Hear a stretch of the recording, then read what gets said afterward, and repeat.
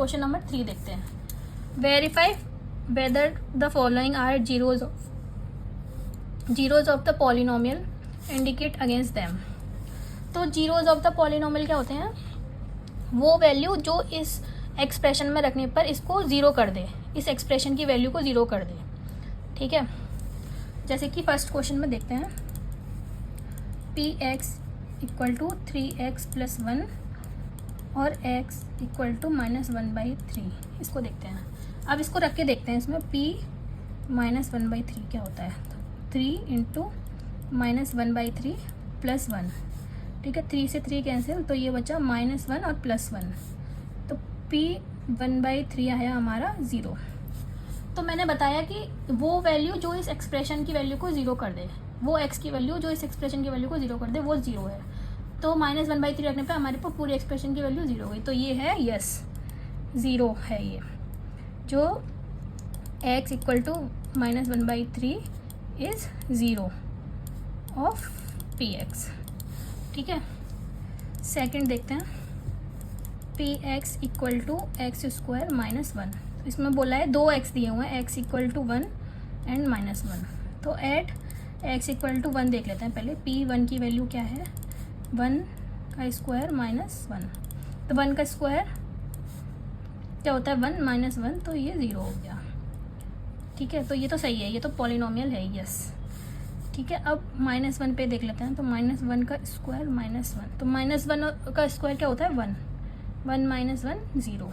तो ये फिर से है 0 जो है इस पॉलिनोमियल का. ठीक है, थर्ड क्वेश्चन बोलता है, सॉरी मैंने थर्ड पहले सॉल्व कर दिया है. सेकंड क्वेश्चन अब सॉल्व करते हैं. px इक्वल टू 5x - पाई. तो ये x इक्वल टू 4/5 है. ठीक है, तो p 4/5 निकालते हैं. तो 5 × 4/5 माइनस पाई. तो 5 से 5 कैंसिल, तो ये बच्चा 4 - पाई. लेकिन अभी ये 0 तो नहीं हुआ, तो ये 0 नहीं है. No, right.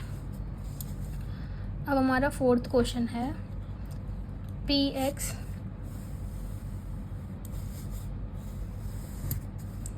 Equal to x + 1 and x - 2 where x equal to -1 and 2.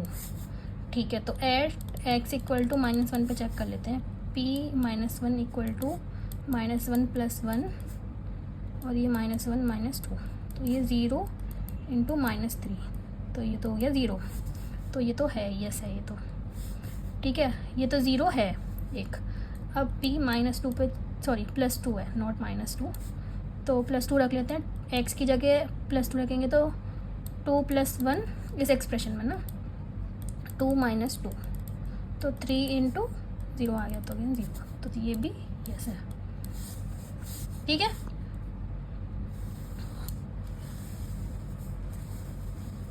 इस तरीके से फिफ्थ क्वेश्चन हमारा है. px equal to x². ठीक है, x इक्वल टू 0 है. तो p0 इक्वल टू 0 का स्क्वायर टू 0. तो ये तो है यस, क्योंकि 0 कर दी ना इसने एक्सप्रेशन की वैल्यू. ठीक है, अब सिक्स्थ क्वेश्चन बोल रहा है. px equal to lx + m, x equal to m/l. ठीक है, तो p -m/l रख के देख लेते हैं. l × -m/l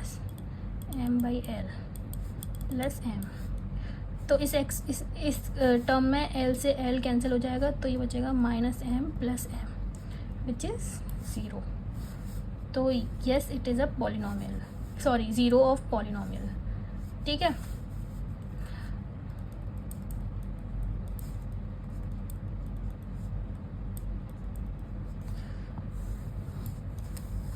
अब हमारा सेवन्थ क्वेश्चन है. px equal to 3x² - 1 where x equal to -1/√3 and 2/√3. ठीक है, तो सबसे पहले हम -1/√3 देखते हैं.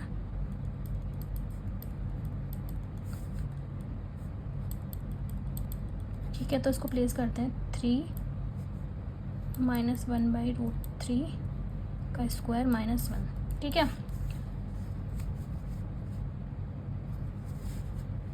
अब 3 इंटू -1 का स्क्वायर होगा 1 और √3 का स्क्वायर 3 -1, तो ये कैंसिल हो जाएगा 1 - 1, तो ये 0 हो गया, ठीक है। तो ये वाला तो यस है, हाँ ये 0 है, ठीक है। अब नेक्स्ट वाला वेरीफाई कर लेते हैं।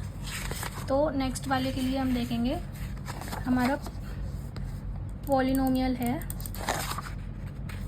3x² -1 और x इक्वल टू हमारा -1/√3 तो हो गया, 2/√3 देखना है, ठीक है। तो p 2/√3 इक्वल टू, अब x की जगह 2/√3 रखना है, 3 इंटू 2/√3 का स्क्वायर -1, ठीक है। 3 इंटू 2 का स्क्वायर और √3 का स्क्वायर, ठीक है, इसको ऐसे लिख सकते हैं ना, ठीक है।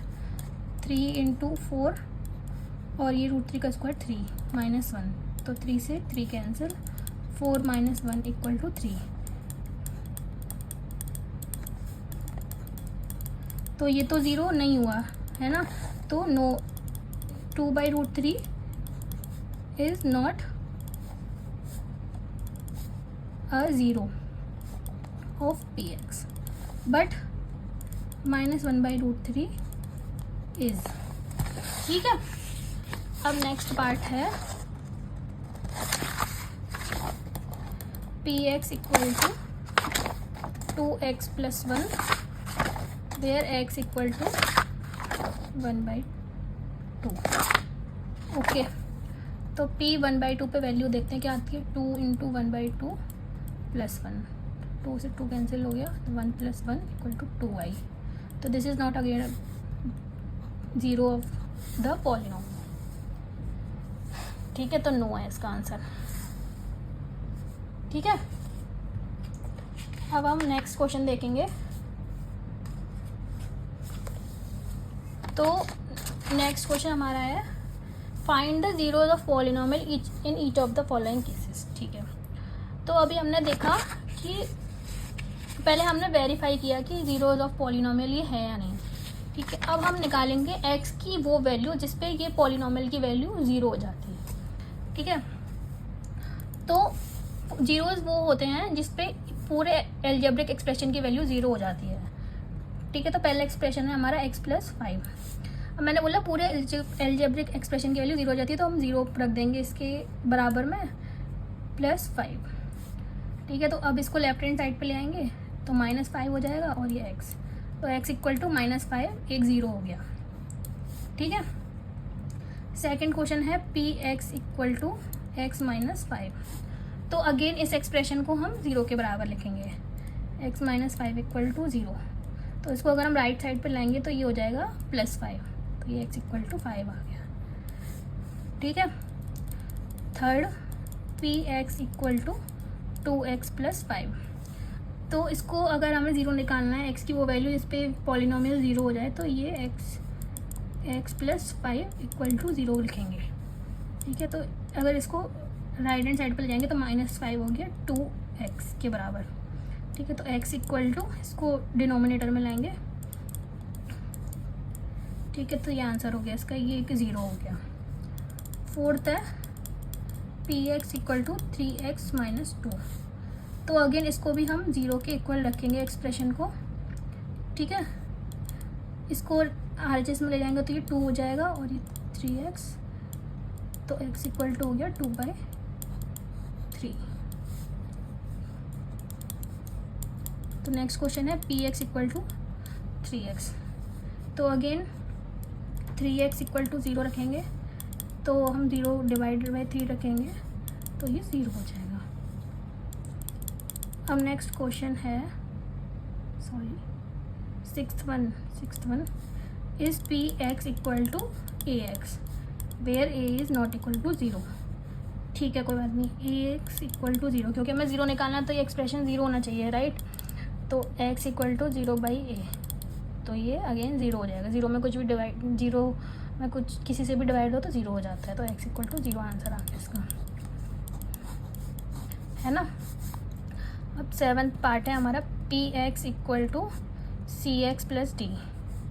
तो सी और D where C is not equal to 0 and दोनों एग्जिस्ट करते हैं। तो फिर अगेन इसको हमें 0 फाइंड आउट करना है, तो इसको 0 के इक्वल रखना पड़ेगा। ठीक है, तो अभी डी इधर पॉजिटिव है तो आर एच एस में ले जाएंगे तो नेगेटिव हो जाएगा और ये एज इट इज़ रहेगा।